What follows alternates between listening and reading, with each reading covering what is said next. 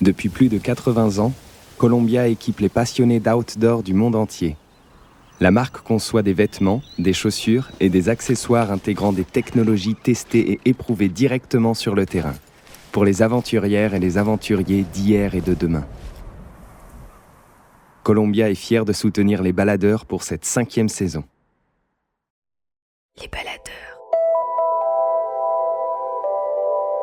Récits d'aventure et de mésaventures en pleine nature.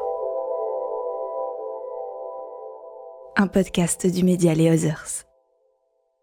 Rendez-vous sur Instagram @lesothers, LESOTHERS, pour découvrir notre magazine papier et tous nos autres formats. Sur les eaux glaciales du Loch Ness, flotte depuis des siècles l'espoir du mystère résolu. Autour du lac, les légendes se murmurent dans la pénombre. Les énigmes disparaissent dans la brume épaisse. Si les contours des esprits d'un autre monde animent les visiteurs de passage, le besoin de certitude, lui, fait rester ceux qui n'ont plus rien à perdre. Quand les remous alertent, leurs yeux fous se rivent sur l'eau grise, espérant pouvoir déceler un indice. Mais souhaite-t-il encore des réponses ? Contactée par une maison d'édition pour partir sur les noires terres écossaises, l'autrice de polar, Sonia Delzongle, s'est échappée au milieu des Highlands afin de comprendre. Comprendre comment un mythe façonne une région, comment une légende façonne le monde. Sur les rives encore sauvages, elle a épousé l'étrange, en marchant sur les traces de Williamson ou de Steve Felsam, des marginaux du Loch Ness comme elle les appelle. Car le secret de Nessie se cache peut-être dans les silences de ceux qui ont élu domicile ici pour toujours.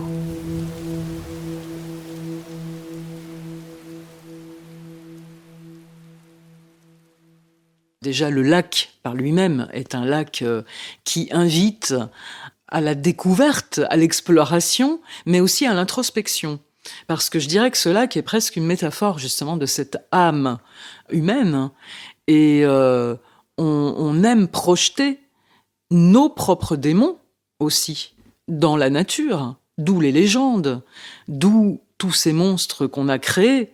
Mais ces monstres, je pense qu'en réalité, c'est nous-mêmes.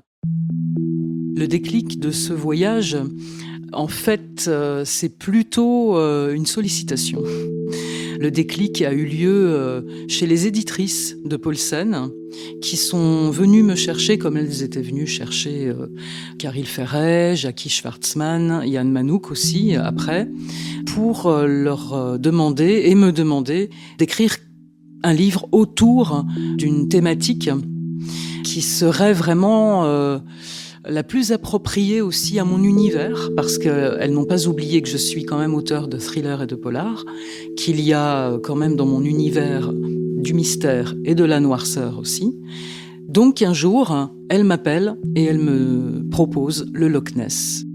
Alors évidemment, mon enfant intérieur bondit, exulte, et puis je me dis, eh bien je vais partir sur les traces de ce monstre. Je crois que c'est l'une des plus grandes enquêtes quand même de tous les temps. Donc, je ne suis pas, à proprement parler, partie enquêter sur le monstre. J'ai pas du tout la prétention de revenir avec une vérité.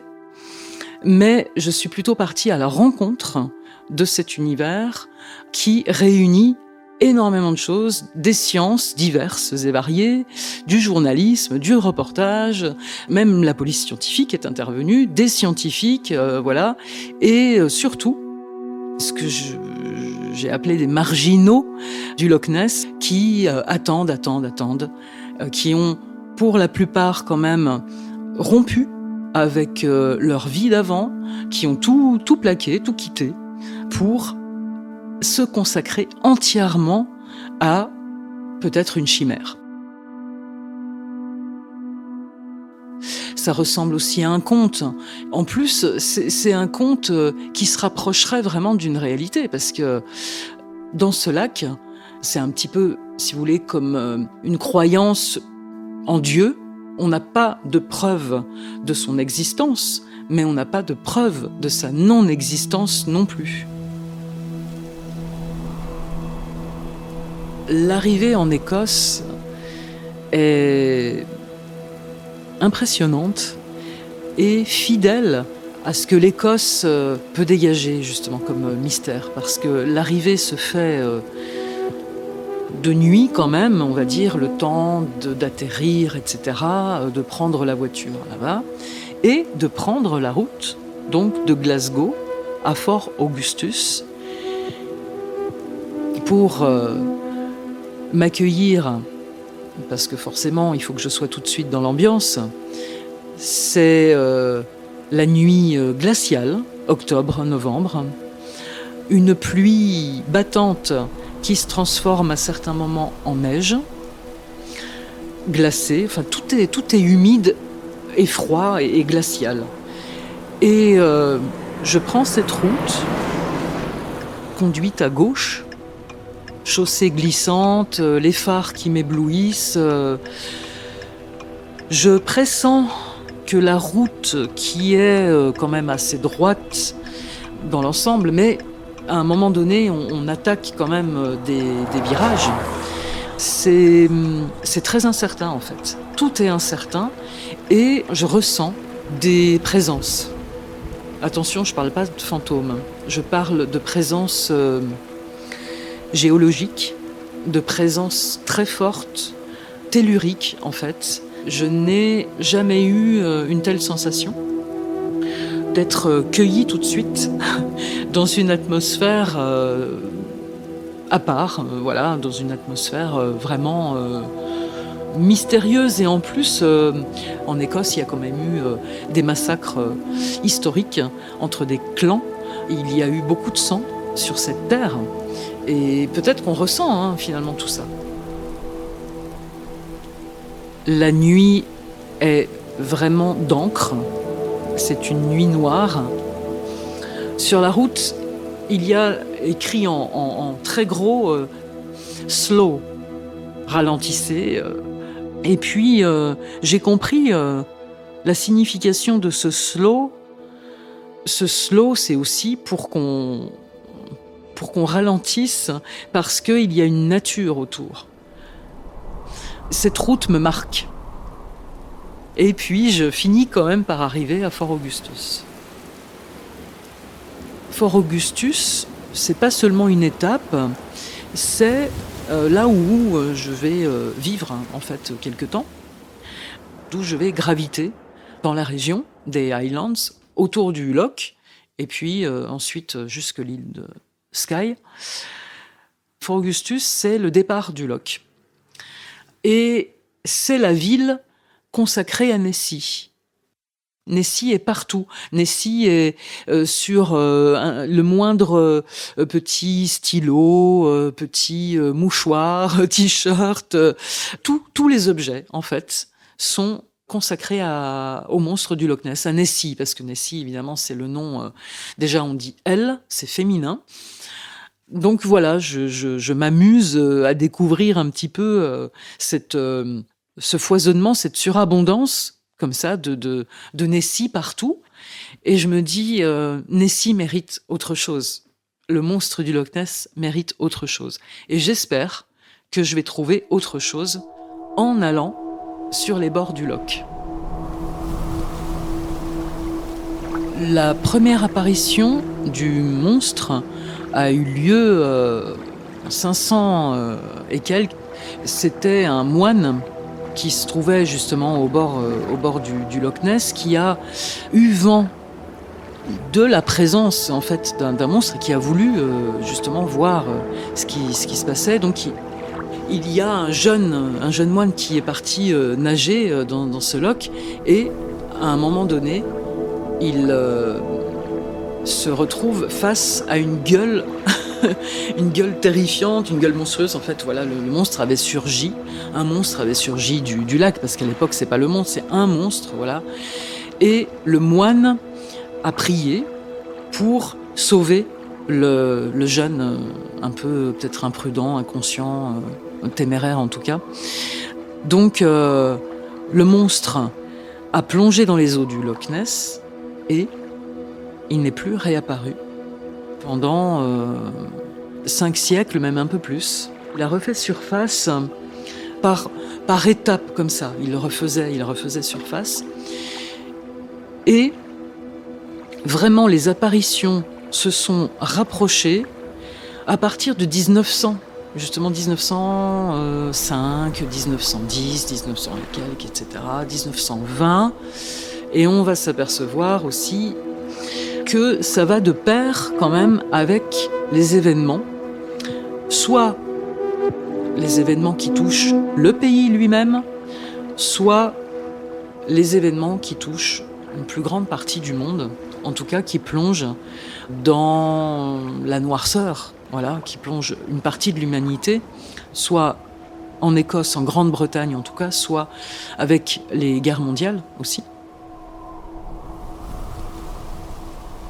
C'est le lendemain, j'arrive aux abords du loch, et puis je vois une forme qui arrive du lac, une forme qui arrive et qui se jette sous mes roues. C'est une poule d'eau. Je m'arrête aussi,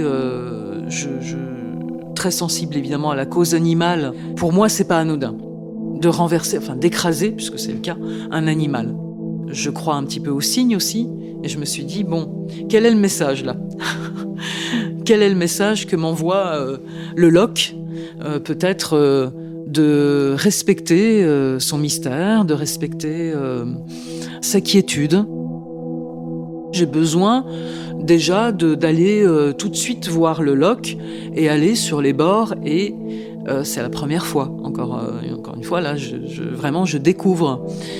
Eh bien, j'entre dans une atmosphère qui me saisit tout de suite, qui me transporte tout de suite finalement dans son mystère. Le Loch Ness peut atteindre à certains endroits 200 mètres de profondeur. Il est long de 6 km. En tout cas, voilà, il est vraiment tout en longueur. Il est ouvert. Il est ouvert sur la mer, en fait. Il y a des canaux. Et justement, ces canaux ont une importance sur l'arrivée supposée de créatures marines, possibles monstres. Alors monstres, je dis pour le coup réels, préhistoriques, comme le plésiosaure, ou des baleines, tout simplement. Voilà. Donc oui, ce loch se prête en fait à toute une fantasmagorie, à toute cette histoire, bien sûr. Il y a un côté du loch qui est aménagé, qui est plutôt, on va dire, pour les touristes, effectivement, pour permettre voilà, de descendre. Et puis, à l'autre côté, qui est sauvage, vraiment sauvage. Et là, il y a des rives, voilà, on gare la voiture et on descend jusqu'au bord du loch. Je descends sur la rive, il y a une odeur de vase qui me saisit tout de suite. C'est l'automne. Les arbres explosent littéralement dans des couleurs, mais vraiment fabuleuses, d'or, d'orange, de violet, c'est vraiment un feu d'artifice. Le lac est noir, le lac est glacial, et j'attends, enfin, j'avise un petit ponton aussi, voilà, je vais sur ce petit ponton, je manque me casser la figure parce que c'est glissant, évidemment, c'est gluant, je me dis c'est sinistre en fait. Le lac dont on ne voit pas le fond, ça va avec une angoisse aussi, hein, ne pas savoir ce qu'il y a, ne pas savoir ce qui se cache. Alors je me dis, ça peut être un bon refuge, en effet, pour un monstre. Il y a eu aussi... dans les légendes, il y a les kelpies, les fameux kelpies, donc écossais, ce sont des sortes de monstres à l'apparence de cheval. Et ils réussissent à amadouer les jeunes enfants ou les nageurs un peu imprudents. Et ensuite, ils les emportent avec eux, ils les font disparaître dans les tourbillons, dans l'eau. On a l'impression... avec ces arbres vraiment au tronc parfois noueux, aux racines énormes comme ça, qu'il y a des elfes justement qui vont en sortir. Il y a les fameuses fontaines aux fées. tout se prête finalement à la fantasmagorie et au conte. Et donc je me dis, je vais forcément voir quelque chose, je vais forcément peut-être voir apparaître une ombre à la surface du lac, une nageoire, je sais pas. Mais en tout cas, je le souhaite vivement.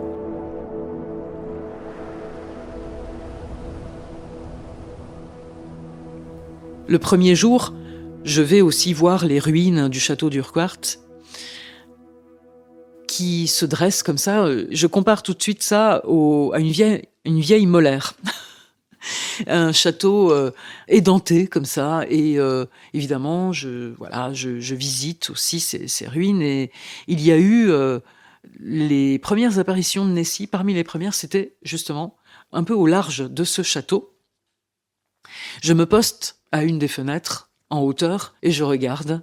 Là encore, en fait, je sens que les premières heures, les premiers jours même peut-être en Écosse, vont certainement m'apprendre la patience. Et je m'aperçois peu à peu que, en réalité, le monstre est là. On sent sa présence. Alors, est-ce qu'on sent sa présence avec tout ce qu'on a lu sur ce monstre? Est-ce que, si j'avais été, on va dire, vierge de toute lecture là-dessus, est-ce que j'aurais senti une présence? J'ai tendance à me dire que oui, parce que tout s'y prête. Les eaux sombres, encore une fois, les reflets, ce vert vraiment très très profond qui vire au noir parfois. En plus, on est pas loin de l'hiver, encore une fois. Il fait très très froid, le vent est glacé. Et puis, il y a les douches écossaises, bien sûr. Il y a les averses et il y a les éclaircies. Et les éclaircies qui donnent des jeux de lumière assez fabuleux sur les Highlands. L'image du monstre a évolué avec la connaissance, aussi avec la science finalement, avec les découvertes scientifiques. Et plus on avançait dans les découvertes zoologiques, scientifiques, etc., plus finalement l'image du monstre se transforme même. Il y a quand même cette femme médecin, Constance, qui a fait partie du bureau d'investigation du Loch Ness, et qui, elle, a consacré une grande partie de sa vie à cette étude. C'est un bureau qui a été créé par 3 personnes, dont faisait partie, c'était une équipe dont faisait partie cette femme médecin. Et ils ont, outre les explorations dans le lac, ils ont quand même récolté aussi de l'argent par l'intermédiaire d'une association pour pouvoir mener à bien justement toutes ces investigations. Ils ont vraiment pratiqué tout ça, mais à l'image d'enquêteurs, de véritables enquêteurs. Voilà, en allant faire des observations, avec aussi des sonars, des appareils, des détecteurs de mouvements, de sons. Donc tout ça était quand même très sérieux et vraiment une très belle aventure qui a duré une 50aine d'années. Il y a eu quantité d'hypothèses. Il y a eu l'hypothèse d'un animal préhistorique, il y a eu l'hypothèse d'une salamandre géante chinoise, mais bon, qui était présente aussi. Il se trouve qu'il y en avait dans le lac. Alors, est-ce que c'était ça? Et puis, la vision, également les représentations fantasmagoriques ou un peu plus réalistes de tous ces témoins, entre guillemets, ou pas entre guillemets, parce qu'il y a eu quand même des milliers de témoignages, des milliers. Mais ce qui m'a interpellée aussi, c'est que quand même, il y avait des scientifiques ou biologistes ou médecins qui y croyaient. C'est une belle leçon aussi pour les esprits un peu plus obtus. C'est une belle leçon d'ouverture parce que, effectivement, mais pourquoi n'y aurait-il pas un monstre dans ce loch, quel qu'il soit? Je veux dire, même si c'est un vestige préhistorique, il y en a dans le monde. Des vestiges préhistoriques. Il y a des requins dans les abysses, le requin du Groenland, est très, très... Déjà, il vit 4 siècles, mais c'est phénoménal, quoi. Je veux dire, il y a des animaux, il y a des varans de Komodo aussi. Voilà, ces animaux sont passés de la cryptozoologie, qui est en fait... c'est pour ça que je dis que c'est une pseudoscience, parce que c'est la science, en fait, des chimères. Le lendemain, je retourne au ponton, fameux ponton, et j'aperçois une barque. Je vois une inscription donc sur cette barque, à moitié effacée en fait, mais elle me paraît quand même assez neuve en même temps. Il y a vraiment un sentiment très, très étrange. Et puis à un moment donné, je m'entends interpeller par une voix d'homme. Et là, j'aperçois un homme, silhouette assez massive quand même, assez bon, avec un tartan, voilà. Et puis, je me dis, mais je suis en train de... non, c'est... voilà, et donc on engage une discussion. Alors pour moi, c'est un peu difficile de suivre, même si je comprends la langue, l'anglais, etc. Parce que l'accent écossais est un accent très... roulant, enfin dans le sens on roule les airs, on a l'impression que ce sont de grosses pierres comme ça qu'ils ont au fond de la gorge un peu, et que c'est... Donc je m'accroche. Puis il me demande à un moment donné, il me dit mais finalement vous êtes venu là pour le voir, hein. Vous aussi pour le trouver. Et j'ai un moment d'hésitation. Je comprends qu'il parle du monstre. Et il y a une proposition qui arrive, c'est-à-dire de m'emmener en barque sur le lac. Donc là, c'est inespéré parce que je vois pas vraiment de navigation sur ce lac. Bon, on n'est plus en période touristique non plus. Et donc voilà, on se donne rendez-vous pour cette petite virée sur le lac en barque. Cet homme m'inspire confiance. Il a vraiment presque les traits d'un grand-père. En tout cas, de quelqu'un qui a des choses à dire et qui a un vécu. Même, je sens un vécu douloureux. Je n'arrive pas à expliquer pourquoi. Je sens un vécu douloureux chez lui. Je reste quand même sur mes gardes. Alors nous sommes en barque, avec Williamson, et vraiment son visage un peu taillé dans la pierre, comme ça, ses yeux un peu délavés. Bon, je sais pas du tout où il va m'emmener. Bon, c'est quand même un petit peu l'inconnu. Et nous arrivons sur une des rives du Loch Ness. Je sais pas du tout où c'est, hein, je veux dire comme ça, situé géographiquement. Mais en tout cas, on accoste et le refuge qu'il voulait me montrer est en fait un bateau, un bateau sur terre, dans lequel il a aménagé sa maison. On monte, c'est un petit peu tarabiscoté, ça me fait un peu penser à ces créations un petit peu d'art brut en fait. J'entre à l'intérieur, un univers absolument dingue. Alors avec des sculptures, des dessins aussi, de différentes de paysages et puis certaines quand même qui représentent le monstre, qui représentent on commence à parler et de fil en aiguille, j'ai l'impression qu'il y a quelque chose parce que moi je lui demande pourquoi qu'est-ce qu'il fait là, pourquoi il vit là, pourquoi en fait cette proximité avec le lac, qu'est-ce qui l'attire en fait dans le loch, qu'est-ce qu'il veut trouver. Et à un moment donné il finit par me raconter quelque chose d'assez dramatique. Et en fait, un jour, ils étaient sur ce bateau et avec quelques hommes d'équipage et son fils. Bon, à un moment donné, il y a des remous, parce que bon, un lac peut effectivement, en fonction du temps, en fonction des courants, bouger un petit peu. Et il y a un grand bruit à l'arrière.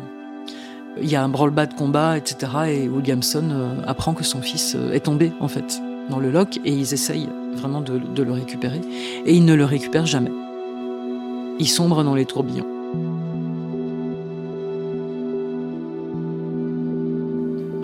Le loch lui a enlevé une part de lui-même, de sa vie. Williamson, quelque part, a consacré sa vie à essayer finalement de retrouver son fils. Je pense qu'au fond de lui, il sait très bien qu'il va jamais le retrouver, mais que là encore, ça s'est transformé en une croyance, en une attente, et peut-être même espérer, qui sait, qu'il ait pu être sauvé.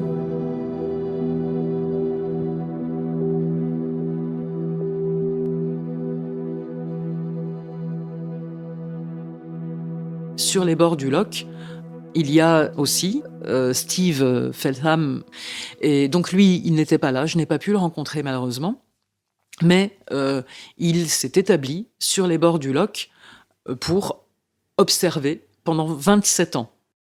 Steve Feltham, il a été marqué enfant par l'histoire du Loch Ness. Donc ils étaient allés en vacances avec ses parents, et puis il a ressenti quelque chose d'incroyable. Et ça l'a rattrapé plus tard, et il a tout quitté. Il a quitté sa vie, son métier, sa femme, carrément, pour se consacrer complètement au monstre du Loch Ness. Il habite à Dors, donc dans une espèce de, je dirais mobil-home, mais en fait c'est genre un combi. Qu'est-ce qui peut se passer dans un cerveau comme ça, dans un esprit? Alors déjà, c'est une passion.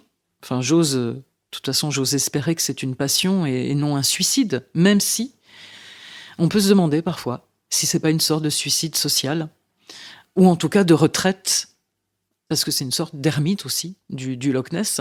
Alors, évidemment, il rencontre aussi des gens, il rencontre des touristes, puisque pour vivre aussi, il vend des petites statuettes qu'il fabrique lui-même. Donc voilà, il a un contact quand même, et puis il voyage. Mais maintenant, ça fait une 30aine d'années, voilà, qu'il est au bord de ce lac, et pour lui, le monstre existe. Il existe alors qu'il ne l'a jamais vu. C'est intéressant. En général, quand on cherche à voir quelque chose, c'est plutôt rare, en effet, qu'on le trouve. Et c'est un peu quand on lâche prise que ça se manifeste, en fait. Et je pense qu'il y a chez quelqu'un comme Steve Feltham, malgré tout, il attend. Sera-t-il surpris un jour? Est-ce qu'on peut être surpris? C'est aussi la question que je me pose dans une telle attente. En tout cas, ça s'est transformé en quelque chose de l'ordre d'un automatisme, je pense, vraiment. Il est à des heures régulières, il fait ses observations, et tous les jours, c'est la même chose. Tous les jours. C'est un rêve d'enfant, je pense. J'aurais vraiment aimé pouvoir le rencontrer, parce que je ne peux pas me prononcer, bien sûr, pour lui. Mais c'est un rêve qui dure. Et le rêve de quelqu'un comme Steve Feltham, c'est le monstre du Loch Ness. C'est l'existence, c'est prendre cette photo. Mais une fois qu'il aura pris cette photo, qu'il aura, on va dire, prouvé, mais pour lui, tout s'écroule, je pense. Il vaut mieux, pour la santé, je dirais, de l'humanité, qu'il n'y ait pas de réponse à toutes nos questions. Finalement, la science détrône quelque part aussi le mythe, même si elle n'a rien prouvé du tout. Elle donne des explications parce qu'il y a eu des prélèvements ADN par une équipe néo-zélandaise. Et puis, ils ont conclu que c'était peut-être une grosse anguille. C'est vraiment à l'image un peu de notre société actuelle, quoi, voilà, qui laisse moins de place au rêve quand même. Il y a d'un côté la représentation, je dirais, image d'Épinal, toute l'imagerie autour de Nessie, parce qu'on lui a donné cette forme-là, mais ça se trouve, il a, s'il existe, une autre forme, voilà. Je pense qu'en réalité, pour le commun des mortels, pour tous ces rêveurs, dont je fais partie aussi, ça n'a pas vraiment d'importance, la forme du monstre. C'est plutôt le rêve, en fait, qu'il y a autour de ça. Mais je pense que les Écossais tiennent quand même plus que tout à ce mystère et à ce rêve. Je suis allée, après avoir fait le tour du lac, donc je continue vers l'île de Skye. Et là, c'est une route qui défile, qui s'ouvre entre le relief voilà, très sculpté, on va dire, très montagneux.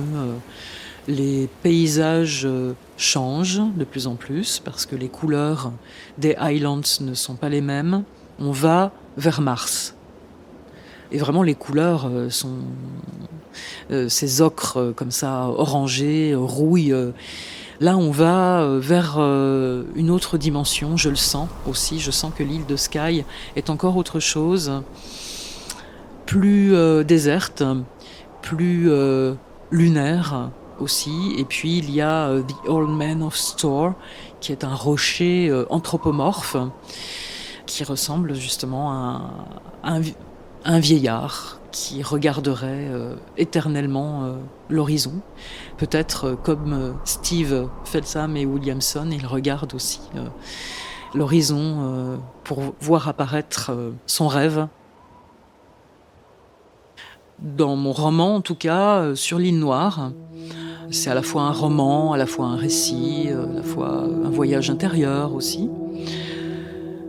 Je dirais que si on veut la vérité scientifique, si on veut, elle y est, elle est dans ces pages, elle est dans les témoignages, elle est... si on veut la vérité de l'observatrice que je suis, elle est là aussi. Dans cette enquête, je vois très clairement un rapport à la mort et à la nature. Déjà, de par cette attente, cette éternité, cette métaphore, l'homme attend sa propre mort, soit dans l'action, soit dans une forme de passivité. L'idée de monstre est un exutoire et une façon aussi de projeter nos propres peurs, mais également nos parts, je dirais, monstrueuses. Il y a finalement autant de définitions du monstre que de monstres aussi. Le monstre, c'est aussi un être qui n'est pas dans la norme, qui est différent, mais qui est difforme aussi. Les légendes, en réalité, c'est vraiment tout ce qui explique, tout ce qui nous relie à la nature et tout ce qui explique aussi certains comportements de l'être humain. Et les monstres, je dirais que les premiers monstres sur Terre, c'est sans doute nous, en fait. Même si on a quand même de gros moyens scientifiques aujourd'hui, pour vraiment savoir, il faudrait complètement vider le lac et l'assécher. Donc ça, non, c'est pas faisable. Donc on va laisser, je pense, Nessie tranquille, avec les elfes, les fées, les fantômes d'Écosse.